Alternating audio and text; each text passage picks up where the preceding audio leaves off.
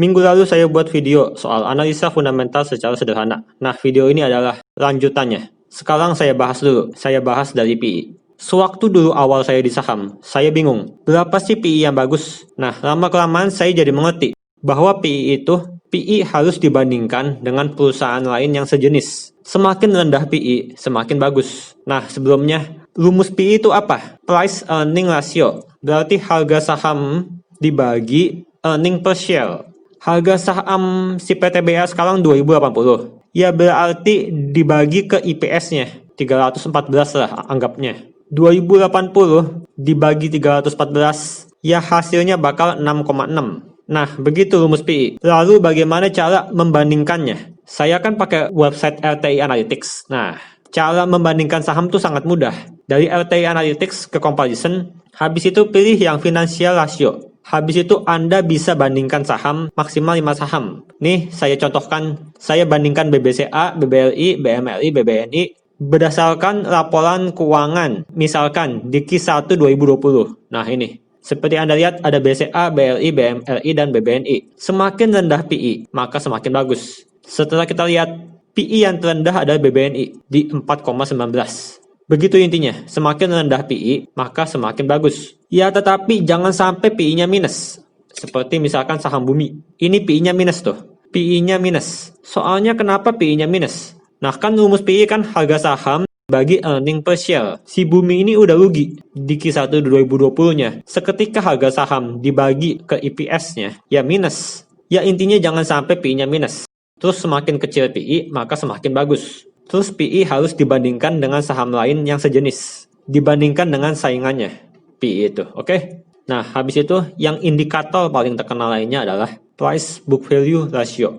Ini rumusnya harga saham dibagi book value per share. Ini berarti harga PTBA 2080 dibagi dengan book value per share-nya nih. Book value per share 1715. Setelah dibagi, maka bakal dapat 1,21. Rumus book value per share adalah jumlah ekuitas, nih yang PTBA, dia punya ekuitas 19 triliun, dibagi dengan jumlah saham beredar. Nih jumlah saham beredarnya. Yang shareholder composition, yang bagian total, ada 11 miliar.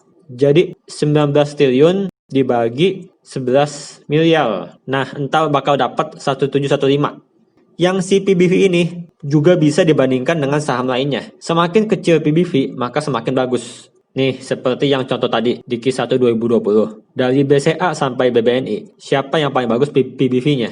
Si BBNI yang paling bagus PBV-nya, soalnya dia yang paling kecil. Ya intinya, jika Anda bandingkan saham seperti ini, semakin kecil PBV dia, maka semakin bagus. Nah, sebenarnya apa maksud PBV? Apa tujuan PBV itu? Ya sebenarnya para investor saham melihat PBV untuk melihat apakah harga saham yang dijual sekarang ini, apakah sudah sesuai dengan ekuitasnya. Kan seperti Anda lihat kan, rumus PBV adalah harga saham dibagi book value per share. Nah, book value per share ini berdasarkan ekuitas. Berarti si investor ini, mereka ingin melihat apakah harga saham yang dijual sekarang sudah sesuai dengan ekuitas perusahaan.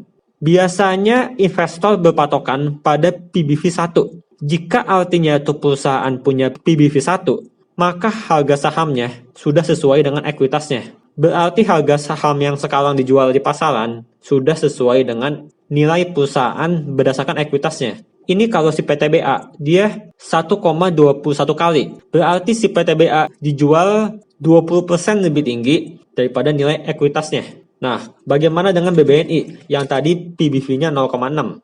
Jika Anda lihat book value per share, BBNI ada di 5.763. Lihat nih, 5.763. Sekarang harga BBNI adalah 4.380. Berarti harga BBNI sudah lebih rendah daripada harga book value per share-nya. Makanya menurut rumus PBV, si BBNI adalah 0,76 kali. Nah, berarti maksudnya adalah harga saham BBNI lagi diskon jika dilihat berdasarkan ekuitasnya. Seandainya harga saham BBNI sekarang dijual di 5.700, maka PBV-nya bakal 1.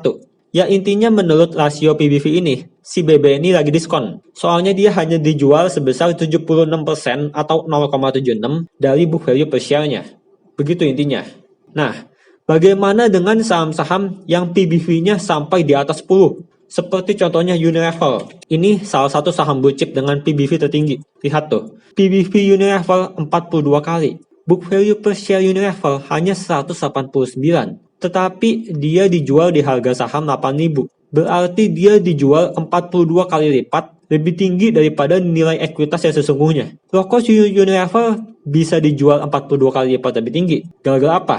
Ini gara-gara si investor melihat selain si Unilever ini sahamnya sangat terkenal, nah si investor juga lihat return on equity-nya. Return on equity ini sangat penting. Semakin tinggi return on equity, maka wajar jika PBV-nya dihargain sampai puluhan kali lipat seperti ini. Si Unilever PBV-nya 42 kali. Nah, menurut investor itu wajar, soalnya return on equity Unilever adalah 103%. Semakin tinggi return on equity, semakin wajar jika sahamnya dijual di harga PBV yang mahal. Nah, apa itu LOE? Rumus LOE adalah laba bersih setelah pajak dibagi dengan ekuitas. Si rasio LOE ini ingin melihat berapa net profit yang dihasilkan dari modal perusahaan. Nih, misalkan, si Budi misalkan, dia punya usaha dengan modal 100 juta. Dia bikin restoran dengan modal 100 juta. Setiap tahunnya, restoran dia bisa menghasilkan laba bersih setelah pajak sebesar 50 juta. Berarti dengan modal 100 juta, si Budi bisa menghasilkan laba bersih sebesar 50 juta. Ini berarti 50 juta dibagi 100 juta. LOE-nya adalah 50%. Nah, itu hebat. Menurut saya selama ini melihat saham, kalau perusahaan yang LOE-nya di atas 10% itu udah bagus, udah hebat. Semakin tinggi LOE, maka semakin hebat harga sahamnya. Nah, guru fundamental saya berpesan, jika mau milih saham, maka carilah saham yang LOE-nya minimal di atas bunga deposito. Ya anggaplah bunga deposito setahun tuh 5%. Berarti Anda harus cari saham yang LOE-nya di atas 5%. Seandainya LOE-nya di bawah 5%, itu berarti jelek. Soalnya kenapa? Seandainya tuh perusahaan LOE-nya di bawah bunga deposito, ya mendingan dia gunain seluruh modalnya, dimasukin aja ke deposito. Lah kan return-nya lebih tinggi daripada dia usaha sendiri. Nah, terus LOE juga bisa dibandingkan dengan saham lainnya. Semakin tinggi LOE, maka semakin bagus. Nih, misalkan saya bandingkan BCA sampai BBNI di laporan Q1 2020. Saya bandingkan LOE-nya. Ini ada di bawah nih. Return on equity terbaik adalah 19%. Nah, 19% ini milik siapa? Milik Bank BLI. Berarti BBLI adalah return on equity terbaik di antara BBCA, BMRI, dan BBNI. Si LOE BBLI lebih tinggi daripada BBNI. Lihat kan, LOE BBLI lebih tinggi daripada BBNI. Nah, sekarang kita lihat yang si PBV-nya. Sekarang BBNI 0,66. Sedangkan BBLI dijual dengan PBV 2,1. Nah, ini wajar. Soalnya kenapa? Soalnya LOE BBLI lebih tinggi daripada BBNI. Sisinya sampai 5%. Yang soal si debt equity ratio sudah saya bahas di video sebelumnya. Ya intinya kalau bisa tuh cari debt equity ratio yang di bawah 100%.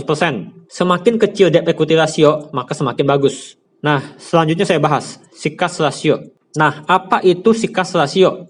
Nih, rumus cash ratio. Si cash ratio adalah si cash ditambah marketable securities, yang berarti investasi jangka pendek yang bisa dicairkan dalam waktu kurang dari setahun, terus dibagi dengan hutang lancar. Terus kalau si quick ratio, si cash plus marketable securities ditambah piutang. Sebenarnya rumusnya cuma gitu-gitu aja. Ini cuma ditambah-tambahin aja. Nih kalau Anda lihat si cash ratio tuh cuma si cash ditambah investasi jangka pendek. Nah kalau si quick ratio, si cash ditambah investasi jangka pendek ditambah piutang. Nah kalau si current ratio, si cash investasi jangka pendek, piutang ditambah inventory. Nah, apa fungsi si cash ratio, quick ratio, dan current ratio ini? Sebenarnya fungsi utamanya adalah untuk melihat apakah perusahaan mampu bertahan di tengah krisis. Dengan melihat seberapa banyak duit dia yang tersisa. Sehingga jika sewaktu-waktu butuh duit mendadak untuk bayar hutang, maka si perusahaan udah mampu, walaupun lagi krisis. Seperti contohnya si Ekat. Si cash ratio-nya 300%. Ini sangat luar biasa. Sebenarnya si cash ratio di atas 100% itu juga udah bagus, tapi ini si Ekat 300%. Seandainya Anda lihat nih, di fundamental, si Ekat, si cash reserve-nya tuh, yang warna merah ini, sampai 216 miliar. Ini sangat tinggi nih. Yang si asetnya sangat tinggi, dengan hutang sangat kecil. Ini berarti si Ekat nggak dapat income apapun, dia masih bisa bertahan dan bisa melunasi seluruh hutangnya. Ya coba kita lihat saham lain, seperti contohnya PTBA. Si PTBA punya cash ratio 167% dengan debt equity 39%. Ini berarti walaupun si PTBA nggak dapat duit, dia masih bisa melunasi seluruh hutangnya dan masih bisa bertahan. Ya, segini aja videonya. Soalnya kan juga udah lebih dari 10 menit. Jangan lupa juga follow Instagram saya. Soalnya saya sering bagi ilmu saham di Instagram. Saya paling update di Instagram. Jangan lupa juga follow Telegram saya, Diary Kapten Saham 707. Soalnya saya sering bagi analisa teknikal, sering update analisa teknikal di Telegram ini. Oke? Serta saya ingin menginfokan update terbaru di website Traktir Kapten Saham 707.